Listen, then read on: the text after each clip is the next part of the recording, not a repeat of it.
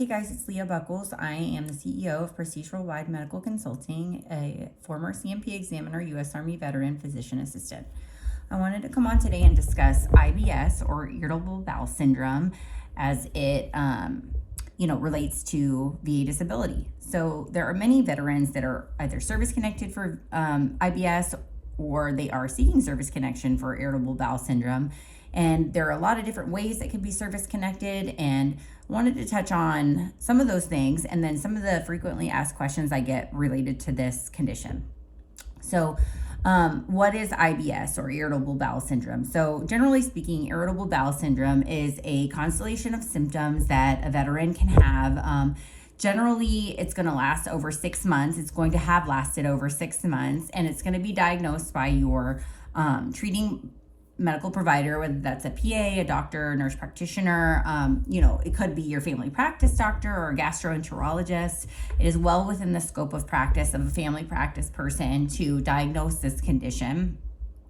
In fact, I have seen it be diagnosed at CMP exams. So there's some kind of rumors out there that you have to see a GI doctor. That's not necessarily true. While it is a specialty of those doctors, it is well within the scope of a family practitioner to diagnose this. It's a pretty simple diagnosis of exclusion. You don't necessarily have to go, and this is another rumor mill. A lot of people say that you have to have a colonoscopy or an upper GI series to receive this diagnosis, and that's just not true. So a lot of times that does happen because there are either red flags or whoever is taking care of you decides that that's the best workup to happen. But it's not, absent red flags, it's not necessary to put people through those types of tests if, your symptoms meet specific criteria. So the criteria that, the diagnostic criteria for IBS is called the Rome criteria. You can look that up. You can talk to your doctor about it. And generally, I won't go into it a lot, but I have it pulled up here on my computer. So generally, it's going to have been going on for at least 6 months. You're going to have bloating, gas, constipation, or diarrhea, or both. You're going to probably not have a whole bunch of other things going on, like blood in your stool, or other, masses in your abdomen, things like that. Those are the kinds of things that have to get worked up. But there is a specific diagnosis criteria.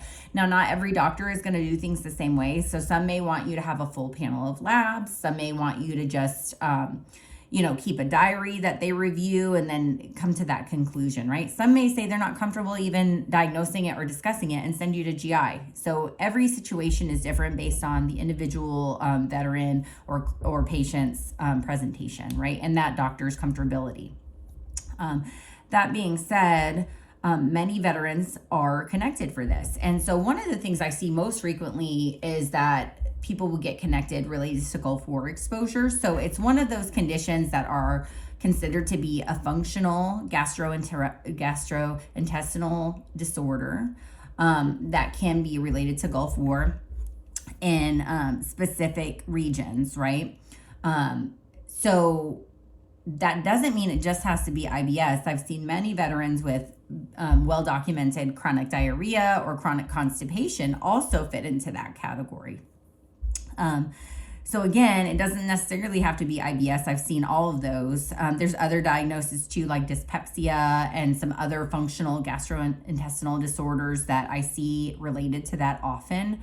One thing that I think people struggle with a lot, and I'll talk about this on another video, is Gerd, because Gerd is more of a structural disability. And there's some back and forth. I've seen some veterans get connected for Gerd related to Gulf War exposures, but I've seen many decision letters that shows, the examiner or the rater or whoever say, this is a structural disorder and doesn't really meet the criteria of unexplainable functional GI illnesses, okay? But that's for another day.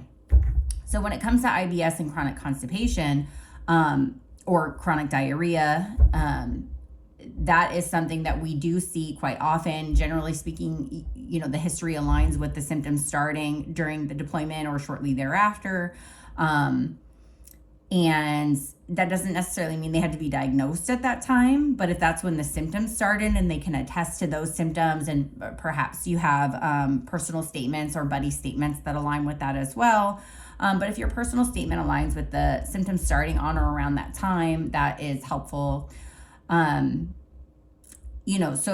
when it comes to the rating criteria, I see that get rated, that can be rated anywhere from, I think, up to 30%. Now, it's important to know that if you have some other GI disorders, sometimes the symptoms will overlap, and what the VA calls pyramiding can happen. So those symptoms, if they are there's some overlapping and it's hard to determine what they are, you will see a combination of ratings. Now, I'm not an accredited agent or a VSO or an attorney, so I don't really like to get into that kind of stuff. So I always tell veterans that are like, maybe they're 60% for Gerd, right? And they're wanting to look at IBS. Really the ratings are not something that has anything to do with my process, but sometimes it surprises veterans to know that those things generally get combined due to overlap of symptoms. And I always tell them to follow up with whoever's assisting them in the filing process, like their VSO or whoever, to kind of go over some of those things for clarification, right?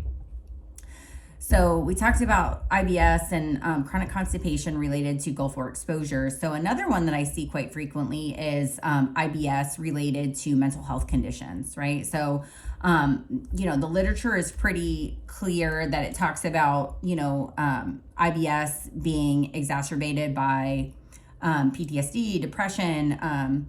There's several studies that I cite about that overlap and how stress can, social phobias, PTSD, depression can increase, symptomatology, right? So what happens if you have a service connection for PTSD and you went to the Gulf War? So in those cases, I think it's always best to include all pertinent information, right? So I don't ever choose one thing or over another when I write an opinion, because a good medical opinion should include all facts, bad and negative and positive, and it shouldn't be like, well, should I pick this one or this one? No, you should put all of those theories of connection into the opinion to better support it, if that makes sense. So I hope this was helpful to talk today about IBS and the relationship to VA disability. I guess if you guys have any questions, drop them in the comments. I will be doing another video later down the road about what happens in a CMP exam for IBS. And I hope this was helpful, and let me know if there's anything else you guys want to hear about. All right. Thanks for watching.